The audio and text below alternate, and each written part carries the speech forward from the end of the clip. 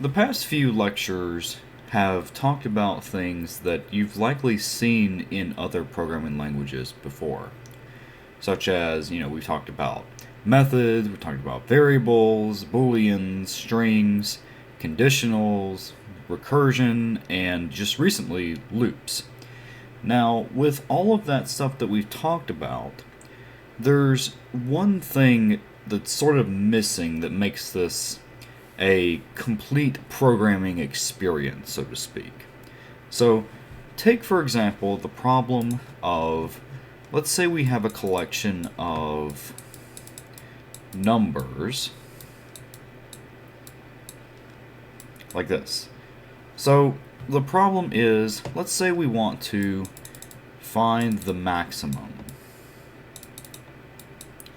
number in a list, in a collection of numbers. I don't want to say list because that's disingenuous. Okay, so how do we do this with the tool set that we currently have? Well, the issue is that we can't, right? The only way we could feasibly do this is if we put all the numbers inside of a string and then separated them by some delimiter, such as a comma. The problem with that, of course, is that now we have to represent things as strings, and this becomes more problematic when we want to store things that are not integers, like such as we want to find the largest string, or rather the string with the most amount of characters in a group of strings, right? And then you have to rule out like what character can be in a string and things to that effect. So this approach isn't going to work.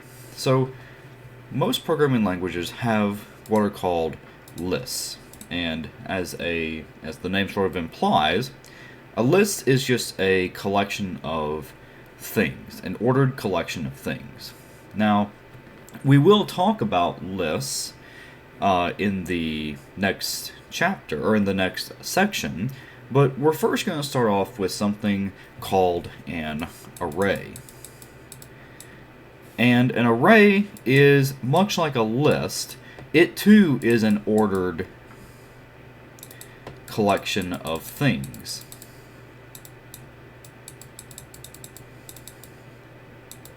Okay? So, what do I mean by that? Well, if I want to create, let's say, an array of integers, right? Just a collection of integers. The way we can do that, and we'll move over to the IDE for this. There we go. And let's make this just a little bit larger so you all can see it. There we go. Okay. So, the way to create an array of, let's say we want to create an array containing some numbers, just some arbitrary numbers. The way we can do this is we're going to use the keyword or the type that we want to store in the array. So that would be, of course, an int, and by numbers I should say integers. So let's say we want to create an array of integers. So we would do that by typing int and then these opening and closing brackets. Okay. So then we give it a name, so like array of numbers. And then we're going to do something that we've seen only one other time. Okay. We're going to type new and then the type. Okay. So we're saying array of numbers is, let's just call it A. A is an array of numbers, an array of integers, specified by this, and we're saying that it's a new array of integers.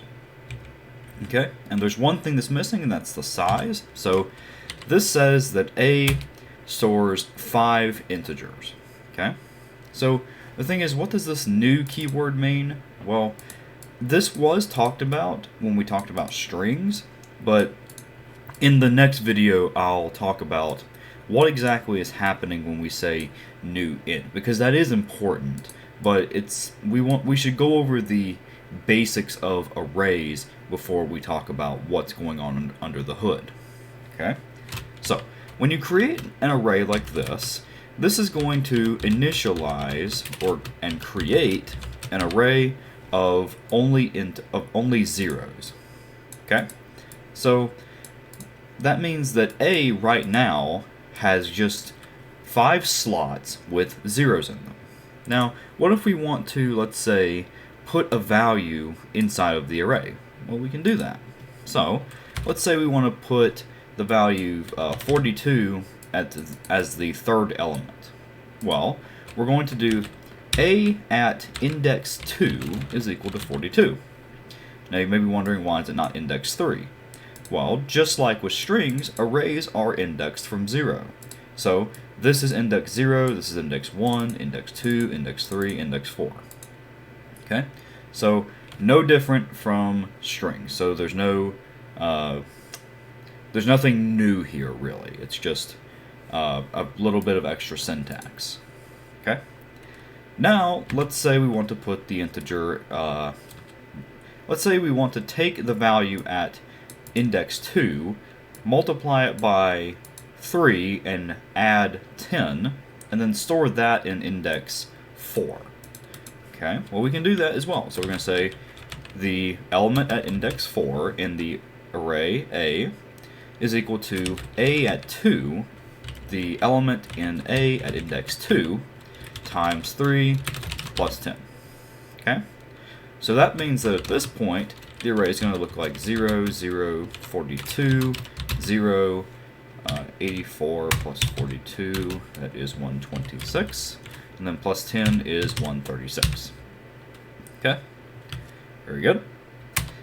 Now, let's say we want to instead of saying the array at index 4, let's say we want to put this value at the last index of the array.